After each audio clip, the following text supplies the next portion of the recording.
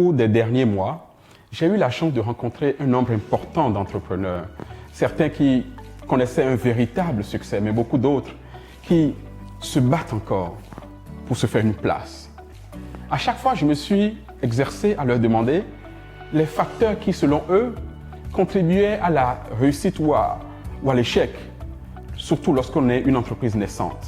Mesdames, Messieurs, bonjour et bienvenue à Yellow Business.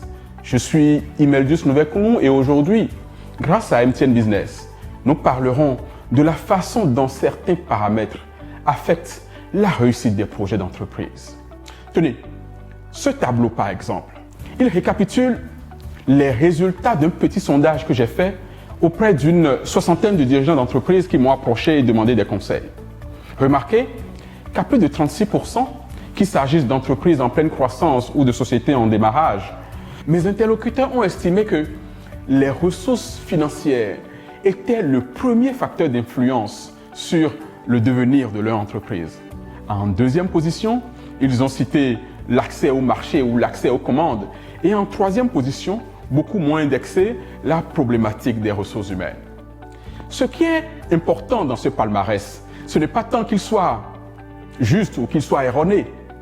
Il fait plutôt transparaître le ressenti ou la lecture qu'en font les principaux concernés. Mais ici, je vous propose une analyse différente, basée sur l'analyse des mêmes facteurs a priori, en nous appesantissant sur la façon dont ils affectent véritablement les jeunes entreprises. Le premier facteur, prenons-le par exemple, c'est la question de l'équipe.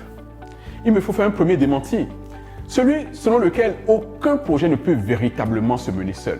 Sachez, et c'est le revers de la médaille par contre, que les mésententes entre associés sont l'un des premiers facteurs d'échec des jeunes entreprises. De plus, une équipe démotivée, sans un véritable visionnaire à sa tête, me paraît être la deuxième cause de faillite des entreprises. Et pas que les nouvelles entreprises. Enfin, beaucoup d'entreprises, pourtant très prometteuses, se sont éteintes. Surtout parce que le créateur, le responsable, n'a jamais su s'élever au-dessus de l'équipe et se maintenir dans un rôle de chef de file pour mettre toutes les chances de votre côté. Et pour vraiment assurer à votre entreprise d'atteindre un niveau de croissance important, travaillez prioritairement à mettre en place une organisation simplifiée et dynamique, basée sur les trois éléments que sont un système, une équipe et sa performance, un climat et une culture d'entreprise saine. Vous créerez ainsi une organisation dynamique dans laquelle vous, le créateur, vous, le chef d'entreprise, jouerez davantage un rôle de leader. Et qu'est-ce qu'un leader il fait? Simplement, il collecte les données, il analyse. Quand il est sûr d'avoir tous les paramètres de décision, il tranche et il se focalise. Puis, il mobilise ceux qui sont autour de lui et au quotidien, il inspire son équipe. Ce qui est différent d'une démarche uniquement managériale qui, là, demande à ce que le manager planifie, organise, exécute un plan et l'évalue. C'est un aspect des choses que nous reverrons un peu plus amplement dans un numéro spécial de Yellow Business dédié à la gestion agile des entreprises. Deuxième facteur, c'est l'avantage comparatif ou encore avantage compétitif des entreprises. En réalité, une entreprise qui démarre aujourd'hui, lorsqu'elle intervient notamment dans des domaines ou dans des secteurs innovants, doit à tout prix avoir au moins l'un des trois éléments suivants à son avantage. Soit l'atout relationnel, sous la forme d'un carnet d'adresses ou d'un réseau personnel.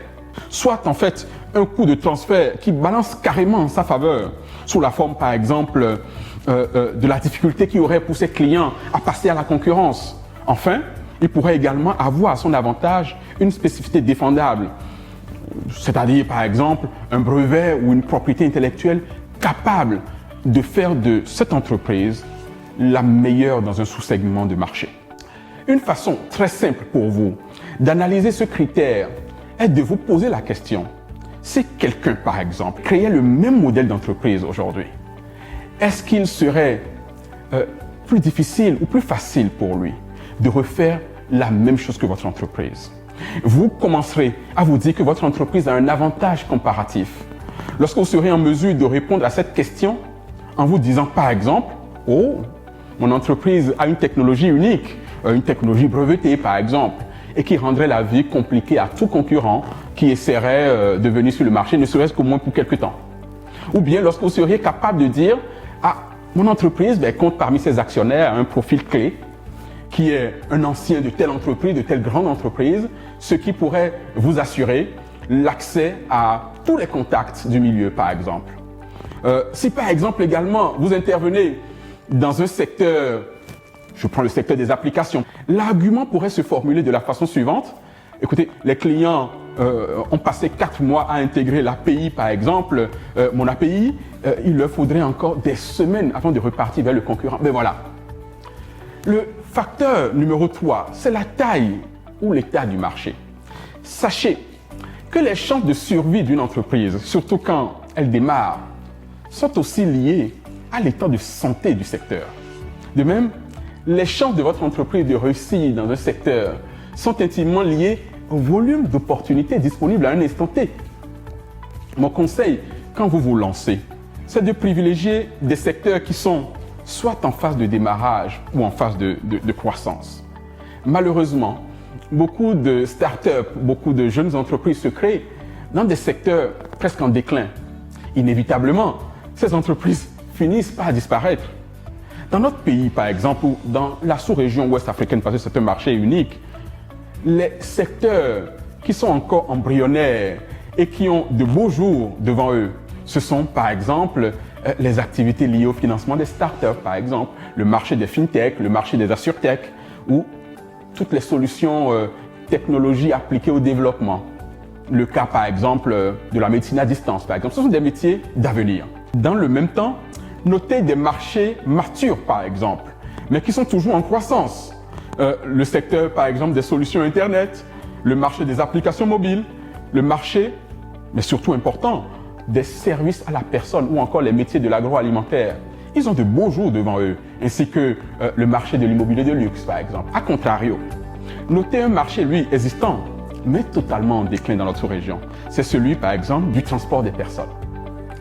Le quatrième facteur, c'est celui de la liquidité ou du cash flow, comme on l'appelle couramment.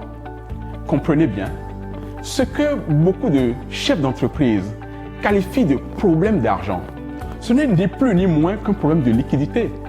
Cela pousse certains entrepreneurs à aller vers des investisseurs en leur disant, mais écoutez, nous cherchons des ressources, nous cherchons de l'argent pour pouvoir tenir des moments difficiles. Et en face, le partenaire financier leur demande, l'investissement que vous me demandez là, va-t-il vous permettre de gagner plus d'argent? Et souvent la réponse est non.